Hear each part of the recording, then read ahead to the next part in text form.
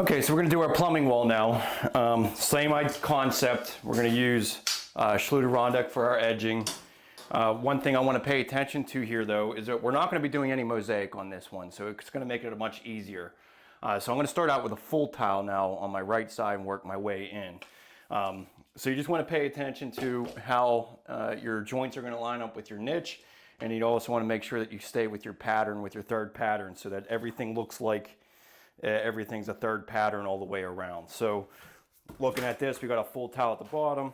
So the next one would be a 16-inch. The following would be a 8-inch. And then we got the full tile. And then we got the 16-inch. So we're going to start out with a 16-inch piece, work our way up.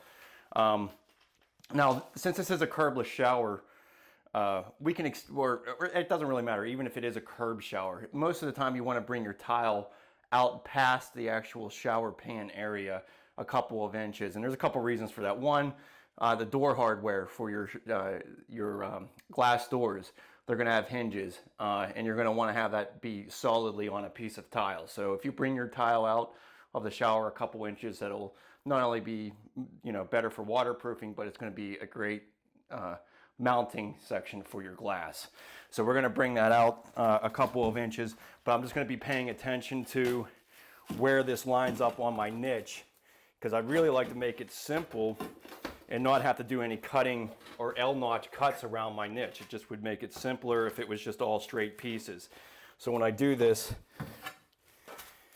I basically have 11.5-inch piece, which is about, I would recommend at least cutting a 1/2 inch off just in case my wall is not 100% plumb. So give yourself a little bit of extra room so you don't have an extra gap. So I'll just make my niche actually 11.5 inches wide, and that'll line up great with this niche.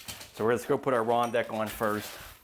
Okay, so we'll apply thin set to the wall, burning the thin set into the wall with the flat side of the trowel, and then using directional troweling with the thin set.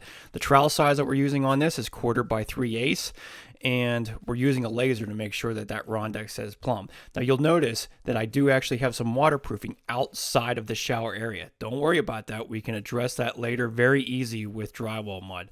So we just set our tile using those leveling clips to keep lippage from happening. We used a 1-inch hole saw for around the pipe for the handheld. And then we're just moving our way up using those leveling clips, making sure that we back butter our tiles, and then using a grinder to actually just cut around that valve. Okay, so it's always a good idea to double check, make your escutcheon plates are going to cover this hole. So just make sure that everything covers plenty around this, and that in this case it does. So this could be very big on some valves. I mean, that's almost a 1/2 inch, so I'm not exactly proud of that cut, but it's not going to be a problem because it's going to seal to that. And you want to pay attention to this seal right here on the back. So this thing needs to be meeting tile in order for it to be waterproof. So onwards to continuing the pattern, using those leveling clips, back buttering our towel, directional troweling as we go, and then notching out around the shower head and the little handheld port is really easy when you actually have that grout joint directly in the center. It doesn't take much to notch that out. But one thing I want to mention about thin setting is you don't want to spread too much out on the wall if it's going to take you some time to make these cuts. You don't want the thin set to skin over, meaning that the air dries and then it's not going to bond to the back of the towel. So be sure to just take your time and don't spread too much all at once. Okay, so we're about to finish this niche. What we're going to do is edge this with Rondec, and I should mention that all of my tile that I cut around here is flush with the edge of the niche. So once I put that Rondec down, that'll come down a little bit further, so then you can build up thin set and meet up with your tile against the edging. So it makes it a little pretty easy this way. Now I just set this so I could still slide my Schluter Rondec into here. If you were going to try to finish out for the day and you didn't have time to finish this, I would at least definitely get the Rondec in so that you can slide it into the wet thin set. And sometimes taking your snips and just back cutting some of this will help you get it in place. So just back cutting some of this backing on here. And then you want to dry fit this, make sure that everything fits nice and tight, and then add additional thin set to secure this Rondec into place. And again, this is a great time to stop for the day if you don't have time to finish the rest of the niche. Just be sure you make sure that the Rondec is even with the outside tile, because you're not going to be able to adjust anything later on.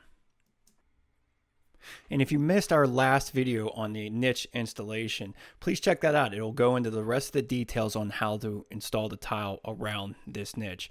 And again, thanks for subscribing. The main point of my channel is just to pass on the knowledge that I've learned over the years and to make this more efficient and easier for you. So thanks again. Give me a like, and I'll see you in the next video. Thanks.